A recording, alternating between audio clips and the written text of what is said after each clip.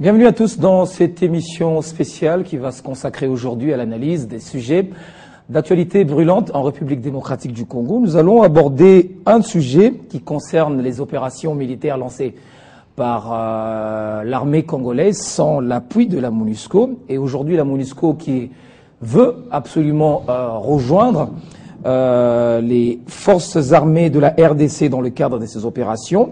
La MONUSCO a entrepris une série de contacts avec les autorités pour que le chef de l'État revienne à sa décision. On fera le point sur ce sujet. Également, le calendrier électoral publié par la Commission électorale nationale indépendante. Est-ce que le gouvernement mettra des moyens suffisants, plus d'1 milliard de dollars à la disposition de la CENI pour que ce calendrier soit exécuté à bon escient? On aura l'analyse de Papi Tamba. Il est cadre du parti présidentiel, le PPRD. Bienvenue, monsieur Papi.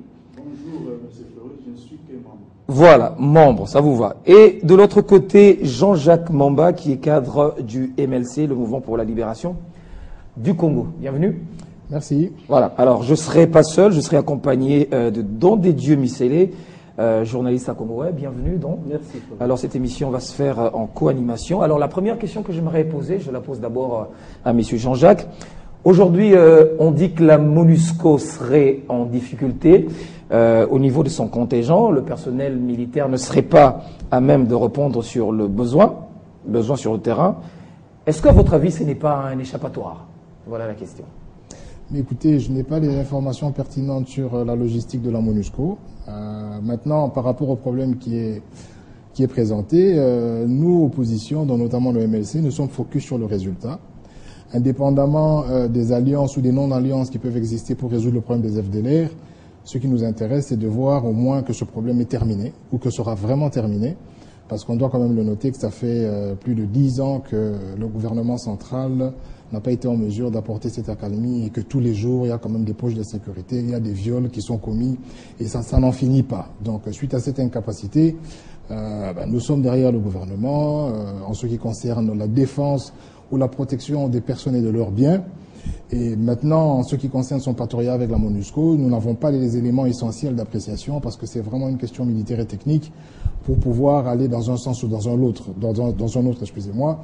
Et donc, partant de là, nous restons focus sur les résultats. Nous attendons de voir par où ça va déboucher et si réellement ces problèmes-là seront résolus. Mais est-ce que les forces armées de la RDC seront-elles capables, à votre avis, de mener ces actions contre les FDLR seules? Écoutez, là, je peux réagir comme n'importe quel citoyen. On a vu que le M23 nous a mis à mal. Il est venu, il a même pris la ville de Goma.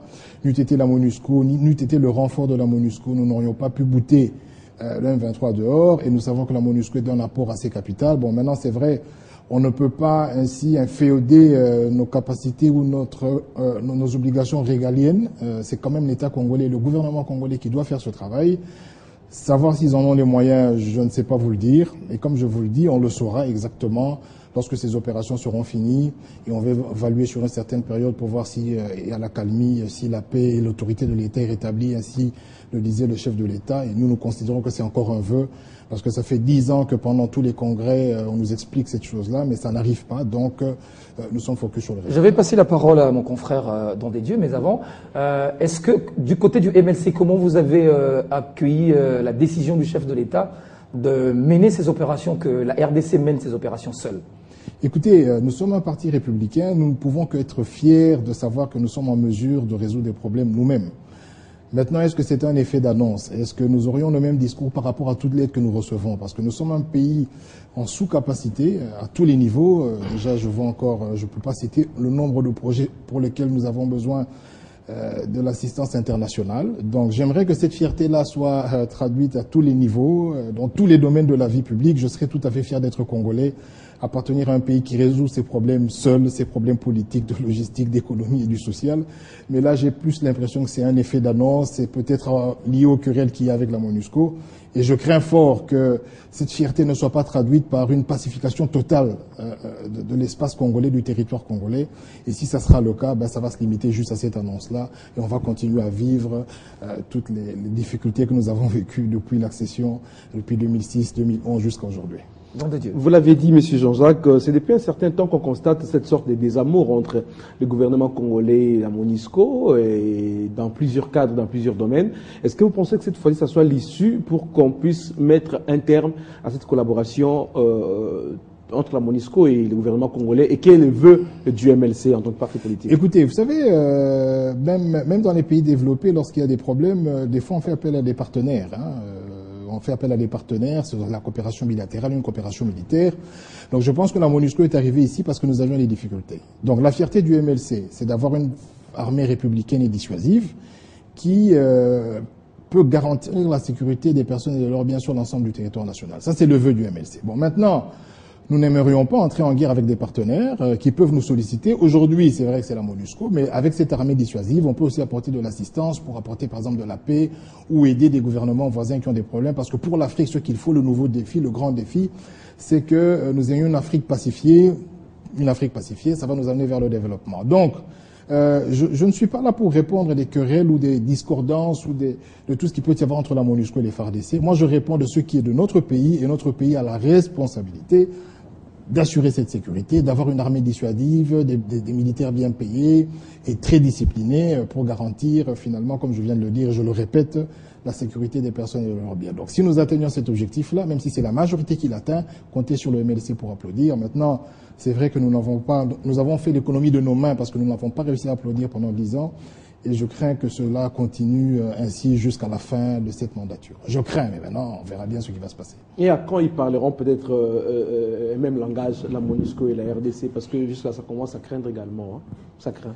Non, vous savez, nous sommes un pays souverain et nous le martelons simplement, mais c'est une souveraineté déclarative. La souveraineté, ça se mérite. Vous savez, il ne faut pas crier qu'on est souverain lorsqu'on n'est même pas capable de déplacer les bulletins de vote d'une contrée à une autre dans le même pays, lorsqu'on ne sait pas organiser des élections tout seul, lorsque 2 élections de suite, c'est la MONUSCO qui doit vous aider en termes logistiques. Vous pouvez crier et déclarer que vous êtes souverain, mais dans les faits, vous retournez le lendemain matin pour dire on est incapable de faire ci, on est incapable de faire ça. S'il vous plaît, aidez-nous. Donc moi, je ne veux plus parler de souveraineté déclarative, dire que nous sommes et nous devons, et une déclarative et sélective, parce que nous choisissons des problèmes pour lesquels nous devons être souverains. Lorsqu'il faut vacciner nos enfants, nous ne sommes pas souverains. Lorsqu'il faut élaguer le fleuve Congo avec les RVF, nous attendons 60 millions de la communauté européenne, nous ne sommes pas souverains. Nous le devenons lorsque nous ne voulons pas que nous soyons accompagnés, que nous soyons contrôlés dans la manière de nous agir sur le plan militaire. Donc il faut d'abord une souveraineté qui n'est ni déclarative ni sélective, mais qui soit matérialisée par un véritable engagement, par de véritables actions de terrain. Et je crains fort, en tout cas, laissez-moi craindre que cela ne soit pas le cas et que ça ne sera peut-être pas le cas encore d'ici 2 ans.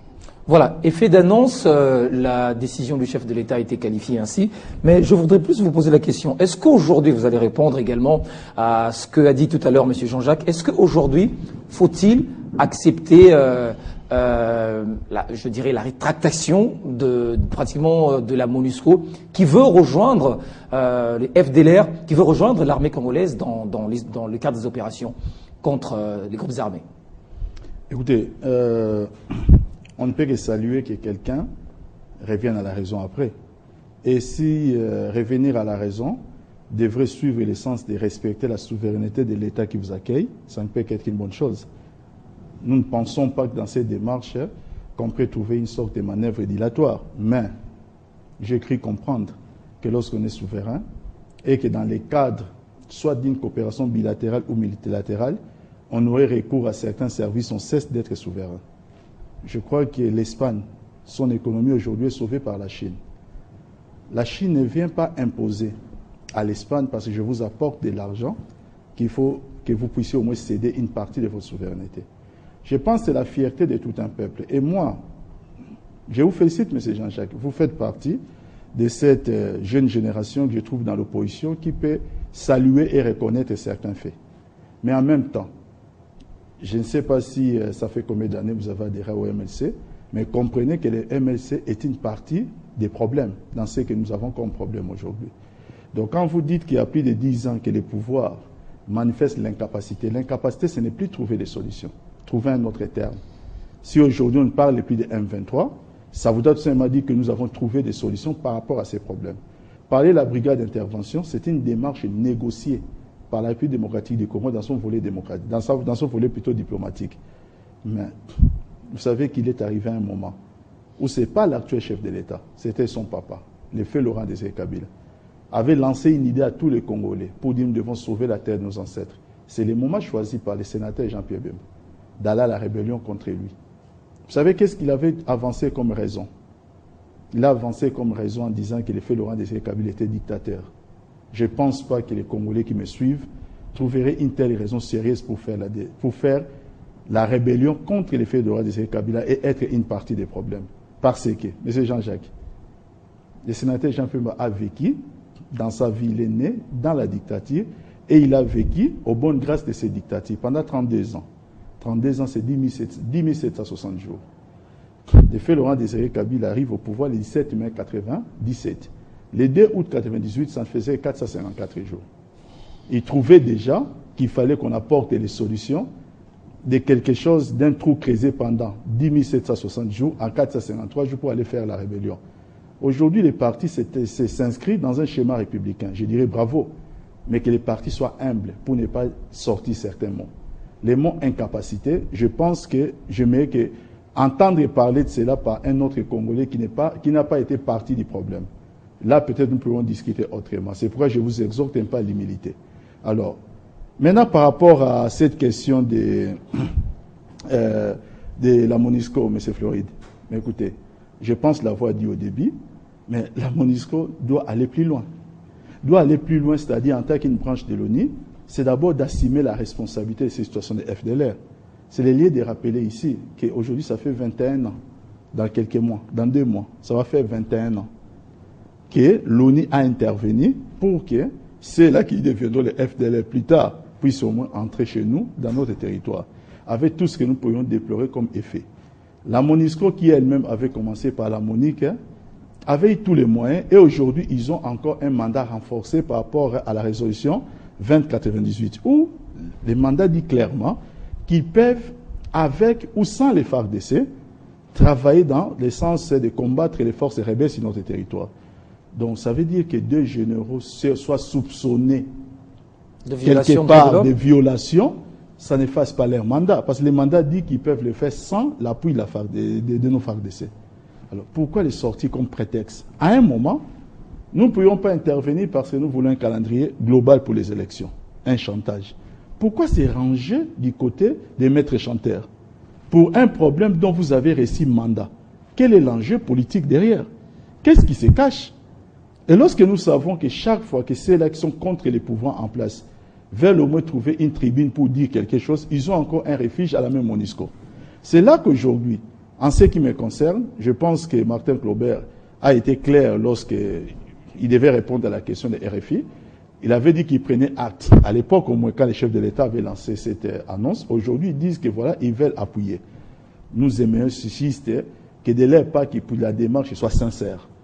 La démarche soit sincère et qu'il vienne dans l'esprit de respecter la souveraineté de notre pays. Maintenant, respecter la souveraineté de notre pays, notamment en cette matière, c'est d'attendre en toute sérénité et simplicité la réponse du chef de l'État. Et le chef de l'État, à ce jour, n'a pas donné sa réponse. Donc, nous attendons tous. Mais d'où justement l'appel de monsieur Jean-Jacques, la souveraineté dont il a parlé. Mais pourquoi toujours, en parlant de la question des forces négatives dans l'Est de la République démocratique du Congo, vous faites toujours appel à l'histoire, à ce que la communauté internationale vous a demandé de faire entrer les rebelles ou les FDLR dans les territoires congolais? Pourquoi la RDC ne peut-elle pas répondre à elle seule à ce problème finalement et mettre carrément, définitivement, la MONUSCO de côté? Non, écoutez, la RDC a toute une histoire. Nous n'utilisons pas cet argument-là comme étant une excuse. Vous savez, il y a une chose qu'il faut que nous puissions reconnaître ici. C'est qu'il y a eu des intentions de démembrement de notre pays. Aujourd'hui, aucun mètre carré de la République démocratique du Congo, malgré toutes les critiques aujourd'hui, ont été cédés. Aucun n'a été cédé plutôt à n'importe quel État étranger. Ça voudra dire que nous avons résisté. À ce jour, au-delà de la simple résistance, nous sommes en train de gagner des victoires. Nous remportons des victoires. La paix a toujours été un processus.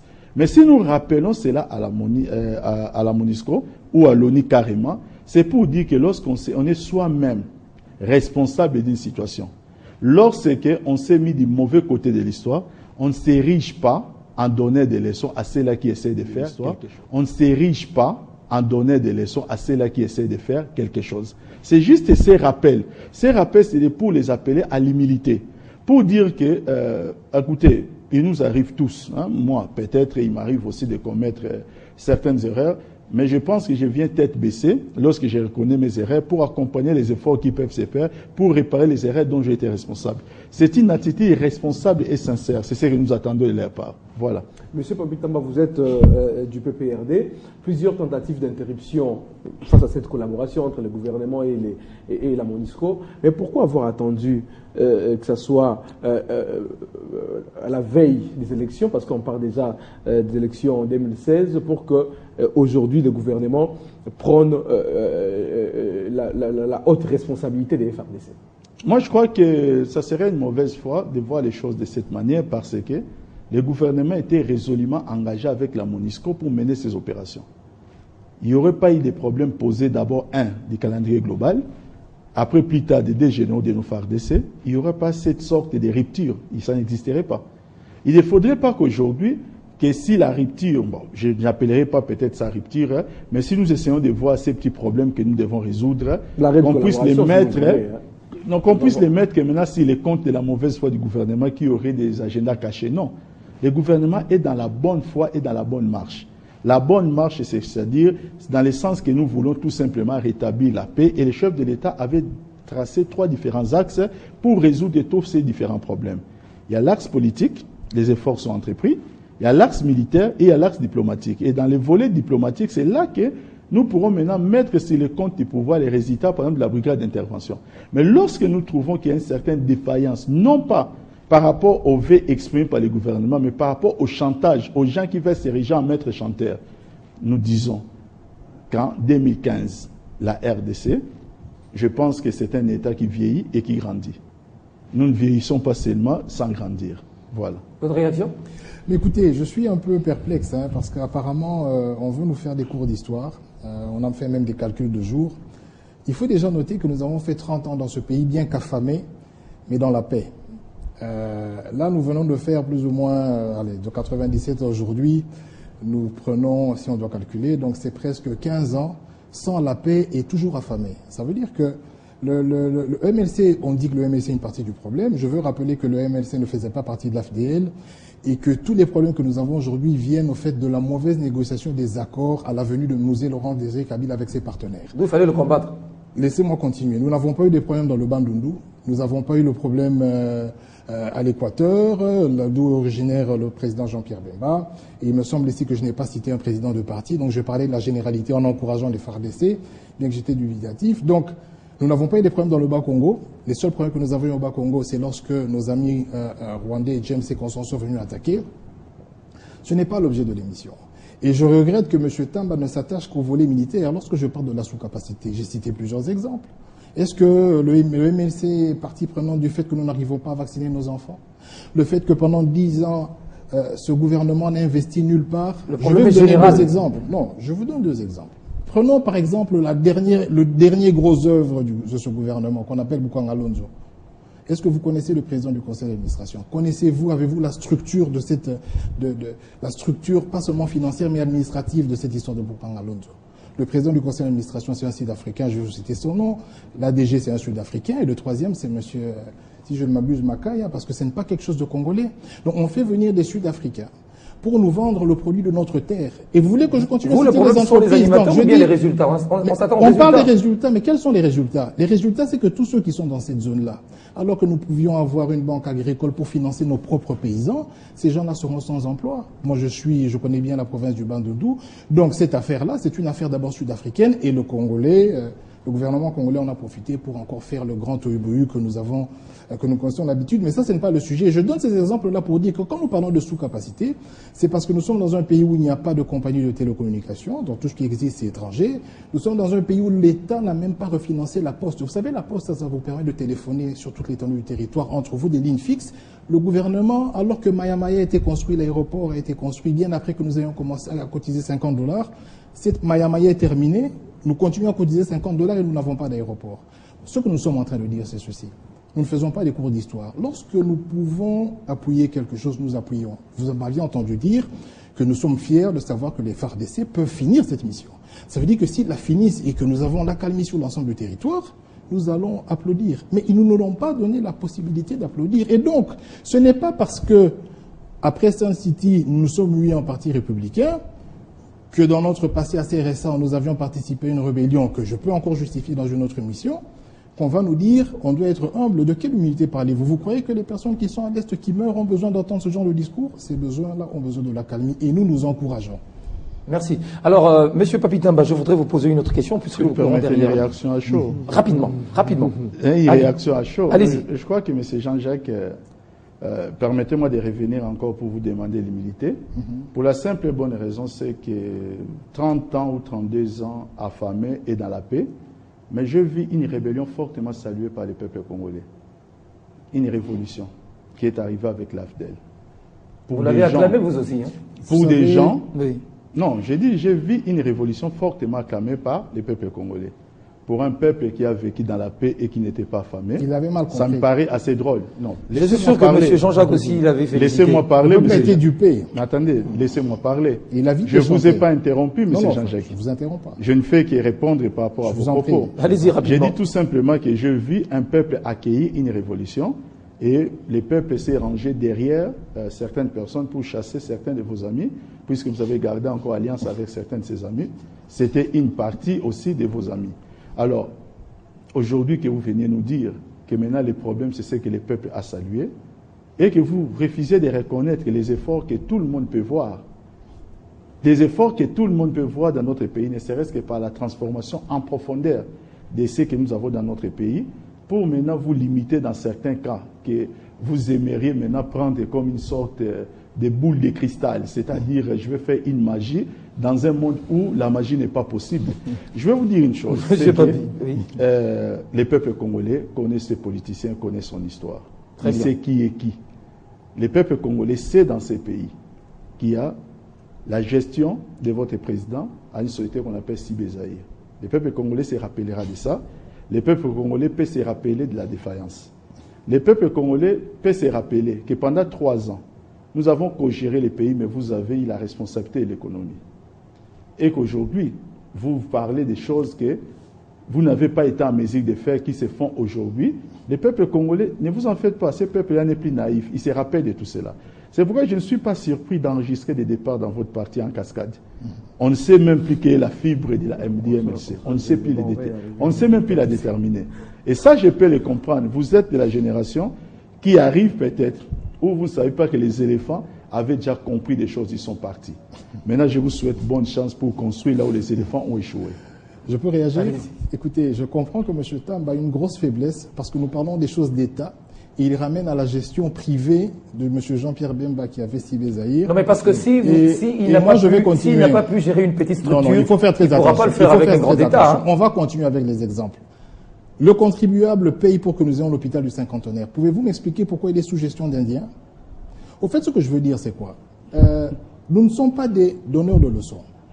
Nous sommes l'opposition.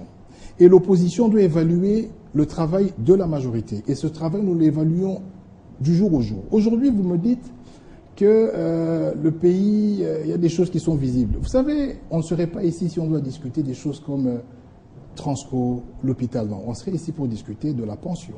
On serait ici pour discuter du salaire des fonctionnaires. On serait ici pour discuter le taux de chômage structurel des jeunes pour savoir, par exemple, combien d'emplois vous avez créés l'année passée. Vous ne verrez jamais des débats comme ça. Et la faute à qui?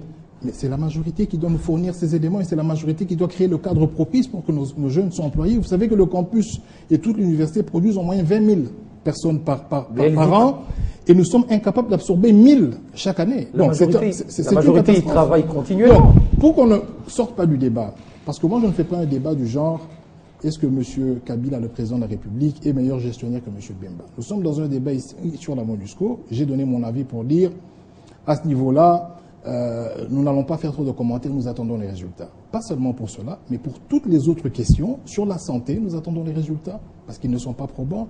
Sur l'économie, sur la SNEL et la régie des eaux. Vous savez que la situation que nous avions laissée après les 30 ans de Mobutu et les 15 ans que nous venons de passer, elle n'a pas changé.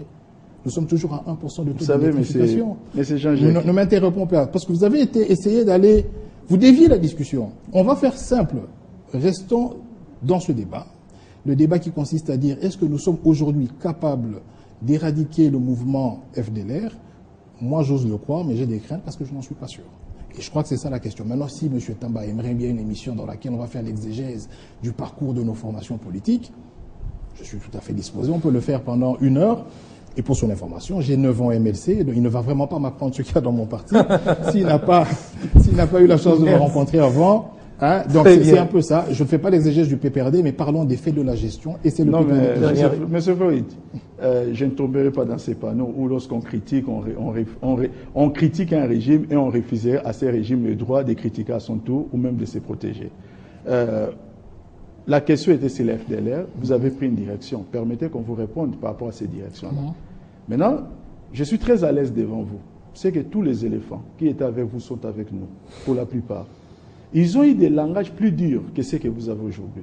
Plus durs. C'est pourquoi je dis je vous souhaite bonne chance. Parce que je peux vous citer des noms. Des gens qui, peut-être assis sur votre chaise, avaient un langage plus sévère. Qu'est-ce qui ferait qu'aujourd'hui, pas un, pas deux, mais plusieurs, aujourd'hui sont avec nous, ceux qui sont seulement compris. Alors maintenant pour vous, je vous souhaite maintenant que vous êtes, ça fait 9 ans que vous êtes au MLC, je veux maintenant vous souhaiter, maintenant que vous êtes dans la responsabilité au sein du MLC, comme c'était le cas des autres éléphants, il n'y a pas encore longtemps, il y a encore certains, 3, pas des moindres qui nous ont encore rejoints. Donc moi je crois que je vais vous donner seulement un peu de temps. Ça va l'allure d'un débat, c'est le temps de comprendre. Je sais que dans peu de temps, vous comprendrez. Et c'est mon souhait. Je vous le concède parce que vous le pensez comme ça, mais notez une chose qui est très importante. Il ne suffit pas de poser la question de savoir pourquoi ils sont partis. Parce qu'au fait, dans ce pays, il n'y a pas qu'un combat MLC-PPRD. Est-ce que l'opposition est assumée? Vous savez, il y a une loi qui permet le financement des partis d'opposition et qui ferait en sorte qu'il n'y ait pas ce genre de transfuge. Vous savez, dans la plupart des cas, les raisons socio-économiques font que les gens quittent d'un parti à un autre. Et on verra bien, après M. Kabila, c'est-à-dire après 2016, si vous allez maintenir votre ossature actuelle. Donc je pense que ça, ce n'est pas un débat de savoir qui est parti et quand est-ce qu'il est parti.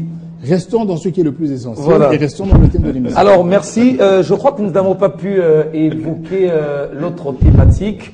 Nous allons organiser également une deuxième émission dans laquelle nous allons évoquer l'autre thématique en rapport avec le calendrier électoral. Merci Monsieur Jean-Jacques, vous êtes cadre du MLC. Merci d'avoir répondu à... Je suis porte-parole, merci pour votre invitation. Voilà. Merci également à Papi Tamba, vous êtes membre du parti présidentiel. L'humble serveur Papi Tamba et tous mes encouragements et... bon parcours à mon frère Jean-Jacques, les temps qui comprennent comme les autres. Merci également à Dieu des Dieux. Merci à vous qui nous avez suivis. Portez-vous bien, à très bientôt avec le même plaisir.